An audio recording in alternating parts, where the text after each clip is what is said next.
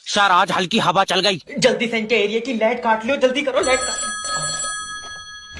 Hello. काट ली light? हाँ क्यों? सर हवा चल रही है। तो लाइट क्यों काट ली? हवा में निमोनिया हो जाएगा इससे। सर देखो, अगर मैंने अभी लाइट भेज दी हाँ, और खंबे से तार टूट कर तुम्हारे घर में गिर गए, तुमने पकड़ लिए तो? माँ हो ही नहीं घर पे, भेज लाइट। आए लाइट भेज आए कर रिया। सर हवा में नहीं भेज सकता, हवा में लाइट में दिक्कत होती। हवा में दिक्कत होती? तेरी लाइट तारों के ऊपर चल रही है। तुम टेंशन क्यों ले रहे हो? लेट जाओ, लाइट रात में आ जाएगी। अभी भेज लाइट, मेरी तबीयत खराब है। तो तबीयत लाइट से सही हो जाएगी। हाँ, मुझे दबा में लाइट के झटके बताए, तुझसे मतलब है? तू बात मत करना मुझसे, मैं सरकार का आदमी हूँ। मैं सरकार की औरत हूँ, भेज लाइट।